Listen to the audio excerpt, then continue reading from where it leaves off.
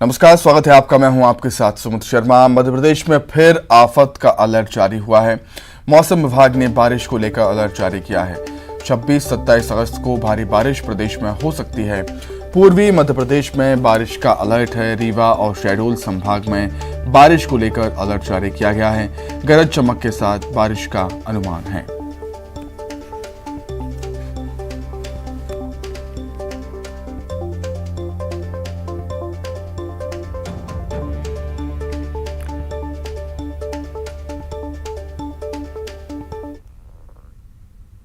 मध्य प्रदेश में ऐसा एक जो सर्कुलेशन है जो ईस्ट एमपी के ऊपर थोड़ा सा आ रहा है।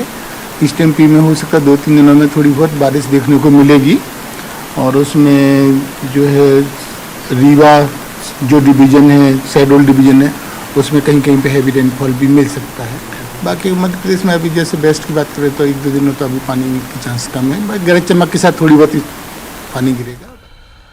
वहीं सीएम शिवराज ने मुरैना अंचल में चंबल नदी में आई बाढ़ से प्रभावित इलाकों का दौरा किया। उन्होंने भिंड और मुरैना का हवाई सर्वे किया, फिर सड़क मार्ग से अंबा विकासखंड के बीलपुर कुथियाना गांव पहुंचकर प्रभावित लोगों से चर्चा की। इस मौके पर उन्होंने कहा कि संकट की इस घड़ी में सरकार उनके साथ है। हर नुकसान का आकलन करेगी सरकार और पीड़ितों को मुआवजा देगी।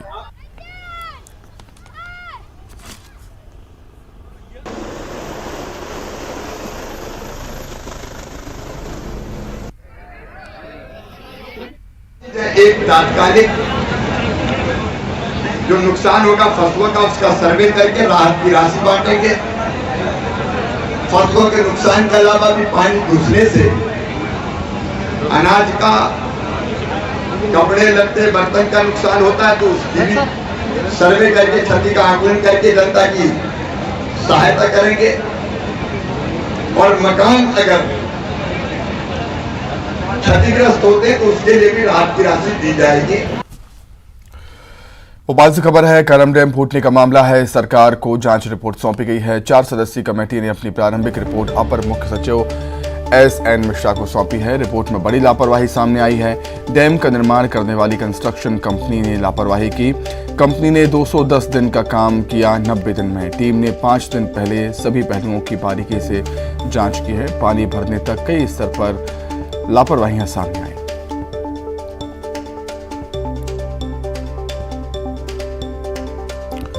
करम डैम फूटने का मामला, सरकार को जांच रिपोर्ट सौंपी गई। 4 सदस्यीय कमेटी ने अपनी प्रारंभिक रिपोर्ट अपर मुख्य सचिव SN मिश्रा को सौंपी। रिपोर्ट में बड़ी लापरवाही सामने आई है। डैम का निर्माण करने वाली कंस्ट्रक्शन कंपनी ने लापरवाही की है। कंपनी ने 210 दिन का काम 90 दिन में किया। टीम ने 5 दिन पहले सभी पहलुओं की बारीकी से जांच की। पानी भरने तक कई स्तर पर लापरवाही सामने आई।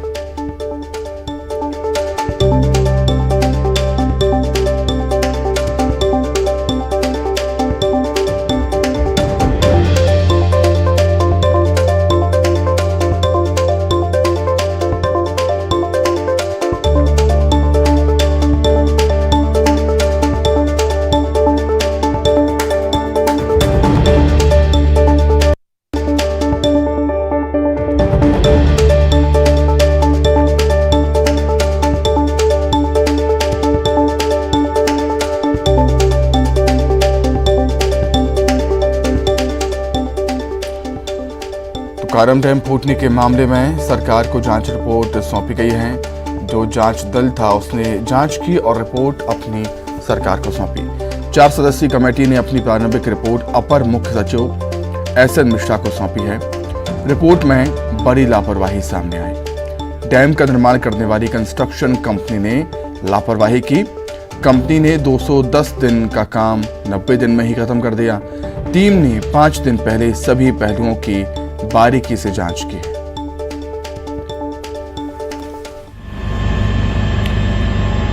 तो चलिए, ज्यादा जानकारी के लिए सीधे राजधानी भोपाल का रुख कर लेते हैं। रंजना हमारे साथ इस समय जुड़ गई हैं लाइव। रंजना, जब ये हादसा हुआ, जब डैम में दरार आई, डैम फूटने की बात सामने आई, तब से ही कहीं ना कहीं कंस्ट्रक्शन कंपनी पर सवाल खड़े हो रहे थे और अब जब जांच रिपोर्ट आई है उसमें भी कंस्ट्रक्शन कंपनी पर सवाल खड़े हो रहे हैं।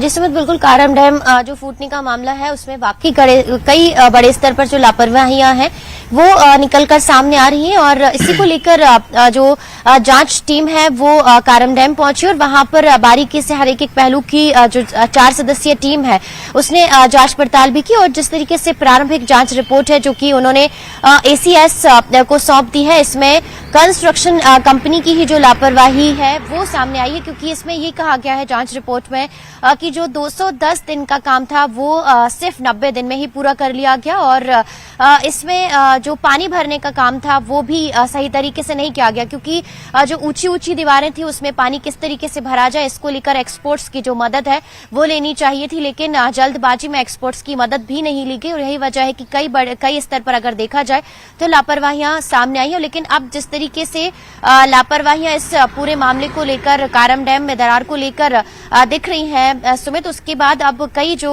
इंजीनियर्स हैं उन पर भी गाज गिर सकती है, चाहे वो एग्जीक्यूटिव इंजीनियर हो, असिस्टेंट इंजीनियर हो या फिर सीनियर इंजीनियर हो, इन पर भी कार्रवाई को लेकर जो तैयारियां हैं वो की जा रही है। यानी जल्द से जल्द इस पूरे मामले में कई लोगों पर जो कार्रवाई की जा सकती है और फिलहाल जो सदस्य है वो कारम डैम 4 सदस्यीय टीम है वो कारम डैम पहुंची थी और अपनी जो जांच रिपोर्ट है वो ACS को सौंप दी। अब देखना ये होगा कि इस पूरे मामले को लेकर कंस्ट्रक्शन कंपनी को फिलहाल जो कंपनियां हैं उनको ब्लैकलिस्टेड तो कर दिया गया है, लेकिन किन लोगों पर और किस स्तर पर कार्रवाई की जाएगी। सुमित, बिल्कुल रंजना, आप हमारे साथ बनी रहिएगा, कुछ और खबरों पर भी आपसे हम जानकारी लेंगे। आगे बढ़ते हैं। श्योपुर में बाढ़ प्रभावित क्षेत्रों का दौरा करने पहुंचे कांग्रेस विधायक बाबू जंडेल ने आला अधिकारियों पर गंभीर आरोप लगाए। उन्होंने कलेक्टर और SDM पर फोन बंद रखने के आरोप लगाते हुए कहा कि बाढ़ से घिरे हुए ईचान खेडली गांव के ग्रामीणों का प्रशासन रेस्क्यू नहीं करवा रहा है और उन्होंने कहा है कि अगर कोई भी अप्रिय घटना होती है तो प्रशासन जिम्मेदार होगा। वहीं विधायक का ये बयान सोशल मीडिया पर जमकर वायरल हो रहा है। ये इतना खेड़ी गांव है, ये पूरा गांव पानी से घिर चुका है और बड़ी स्पीड में पानी बढ़ रहा है। ये छिन्मे भी गांव गिर चुका था जब दुलानिया जी यहाँ कलेक्टर थे मुरैना जिले का। आज की स्थिति है कि मैं गांव में मदद कर रहा हूँ, गांव वाले मेरे विश्वास के ऊपर खड़े हैं। तो दांतरदा से मोटर बोर्ड कुसकाली गई, उनका पता नहीं है दोनों बोर्ड कहाँ भेज दी और जहाँ जिस गांव में ज़्यादा गंभीर स्थिति है वहाँ बोर्ड नहीं दे रहे और प्रशासक कलेक्टर साहब का फ़ोन बंद है और SDM साहब का फोन बंद है। चर्चा चल रही है कि मीटिंग हो रही है और गांव की स्थिति नौजवान साथी सब ये मदद करने में तैयार है, मगर दोनों बोर्ड का पता नहीं है वो बोर्ड का। आगे बढ़ते हैं, बात करेंगे कांग्रेस की। राजधानी भोपाल में कांग्रेस की एक बड़ी बैठक आज होनी है। सुबह 11 बजे PCC दफ्तर में बैठक का आयोजन होगा और इस बैठक में सभी जिला प्रभारी और जिला अध्यक्ष शामिल होंगे। सभी विधायक भी इस बैठक में मौजूद रहेंगे। मिशन 2023 पर मंथन कांग्रेस इस बैठक में करेगी। संगठन को मजबूत करने पर भी इस बैठक में चर्चा होगी। तो राजधानी भोपाल से रंजना लगातार हमारे साथ बनी हुई हैं। रंजना, हम लगातार देख रहे हैं कि 2023 विधानसभा चुनाव से पहले कांग्रेस संगठन में बदलाव की बातें लगातार सामने आ रही हैं। आज एक बड़ी बैठक होनी है PCC दफ्तर में, क्या कुछ मुद्दे रहेंगे इस बैठक के? रंजना,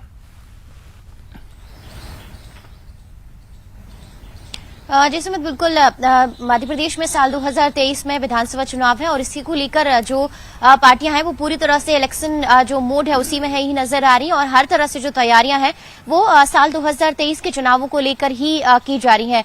कांग्रेस में जो बैठक है आज सुबह 11 बजे कांग्रेस दफ्तर में शुरू होने वाली है, जिसमें जो जिला प्रभारी हैं, जिला अध्यक्ष हैं, वो इस बैठक में शामिल होंगे और PCC चीफ कमलनाथ इस बैठक को लेने जा रहे हैं और इस बैठक का मुख्य उद्देश्य ये, क्योंकि साल 2023 में मध्य प्रदेश में कांग्रेस के जो संगठन स्तर पर किस तरीके से कामकाज करना है, किस तरीके से जमीनी स्तर पर कांग्रेस को मजबूत करना है और खास करके अगर कांग्रेस में देखा जाए तो जनता के बीच जो कांग्रेस की आमद है वो बेहद कम देखी जाती है।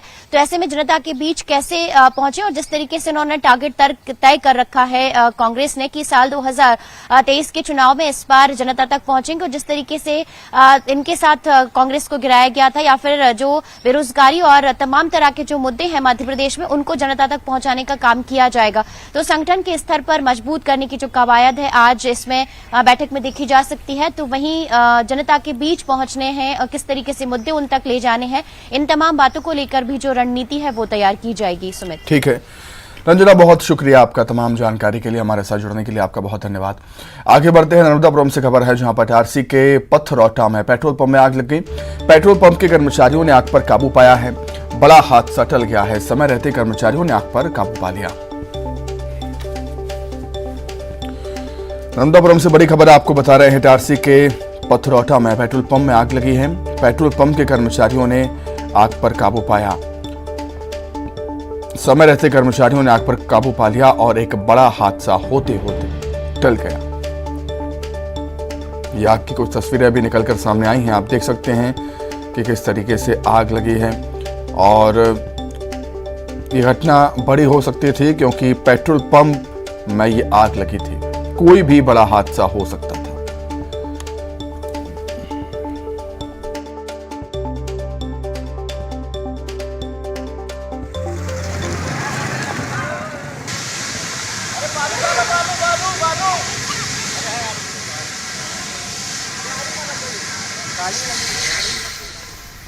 इटारसी के पथरौटा में पेट्रोल पंप का ये मामला है जहां पर आग लग गई। हालांकि आग कैसे लगी इसकी वजह अभी तक पता नहीं चल पाई है।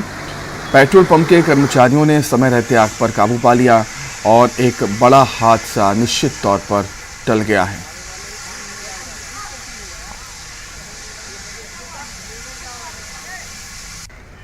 इटारसी के पथरौटा के पेट्रोल पंप का ये मामला है जहां पर आग लगी। पेट्रोल पंप आप देख सकते हैं तस्वीरें, किस तरीके से आग लगी है। हालांकि आग कैसे लगी है इसकी वजह साफ नहीं हो पाई। अग्निशमन यंत्रों के जरिए पेट्रोल पंप कर्मचारियों ने वहां पर आग पर काबू पा लिया और एक बड़ा हादसा होते होते टल गया।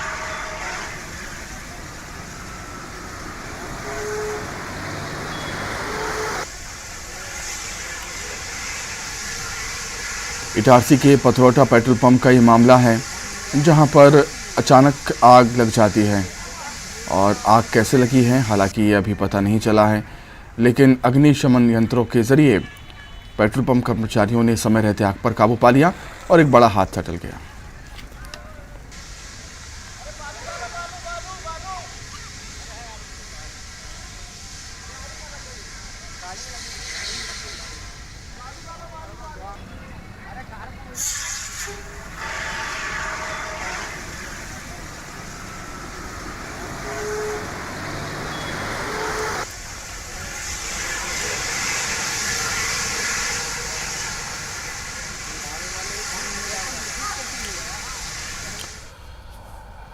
इंदौर से बड़ी खबर है जहां पर बजरंग दल कार्यकर्ताओं ने थाने में जमकर हंगामा किया। थाने के बाहर सड़क पर चक्का जाम कर दिया। हादसे के बाद बवाल हो गया है। पुलिस पर बजरंग दल कार्यकर्ता ने बदसलूकी का आरोप लगाया है। देर रात तक चलता रहा हंगामा। यूं ही मौके पर पुलिस अफसर पहुंचे और पुलिस अफसरों की समझाइश से मामला शांत हुआ।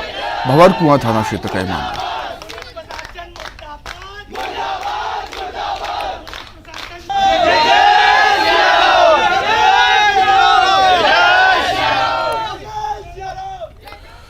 देवास में कृषि मंत्री कमल पटेल ने मंच पर अधिकारियों की क्लास ली।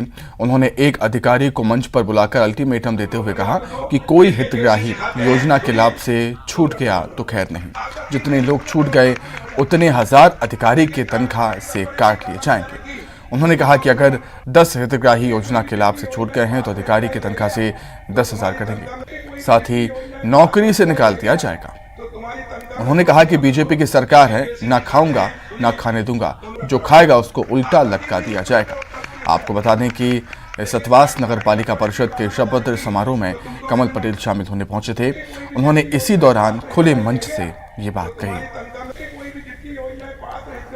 जितनी योजनाएं पास रह गया तो तुम्हारी तनख्वाह में से जितने लोग रहेंगे उतने 1000 रुपए कटेंगे, 10 लोग रहेंगे तो 10,000 कटेंगे, जो संबंधित अधिकारी वो नौकरी से जाओगे जो अलग। यह है भारतीय जनता पार्टी की सरकार। मोदी जी क्या कहते हैं, मैं खाऊंगा मैं खाने दूंगा। राज्य पिछड़ा वर्ग कल्याण आयोग के अध्यक्ष गौरी शंकर बिसेन ने बड़ा बयान दिया। उन्होंने कहा कि देश भर में ओबीसी के आरक्षण को 35% कर देना चाहिए। इसके लिए केंद्र सरकार संविधान में संशोधन करे। बिसेन ने कहा है कि राज्य आयोग पूरे देश में ओबीसी वर्ग के आरक्षण के लिए एक राय बनाने के लिए पहल करेगा। पिछड़ा वर्ग कल्याण आयोग प्रदेश में ओबीसी को सामाजिक, शैक्षणिक और आर्थिक स्तर पर भी 35% आरक्षण देने को लेकर राज्य सरकार को रिपोर्ट देगा। सभी राज्य के लोगों को, हमारे ओबीसी कमीशन के लोगों को बुलाएं। यदि कहीं कमीशन नहीं तो वहाँ के ओबीसी के मिनिस्टर्स को बुलाएं, और क्यों या नहीं है तो कोई वहाँ के अधिकारियों को बुलाएं, और हम अपनी ये 35% का जो सुप्रीम कोर्ट ने हमको आरक्षण दिया है, 50% की सीलिंग को बांधते हुए, वो क्या है, ST SC का जो आरक्षण है, कहीं 20 है, कहीं 22 है, कहीं 14 है, कहीं कम है, उसके बाद बचा हुआ 35% तक ओबीसी को आरक्षण देने का अधिकार हमको मिला है। जैसे रामजी महाजन की रिपोर्ट आई थी, ये रिपोर्ट पे पालन नहीं हुआ, वरना को बहुत पहले भला हो जाता। खबर ग्वालियर से है, जहां पर बाढ़ का जायजा लेकर देर रात लौटे सीएम शिवराज। रात 12 बजे ग्वालियर एयरपोर्ट से भोपाल के लिए रवाना हुए सीएम।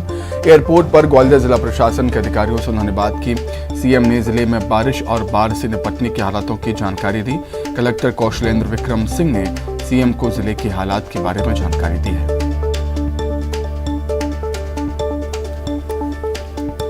इसी के साथ ही फिलहाल इस बुलेटिन में इतना ही। खबरें लगातार जारी है। नमस्कार।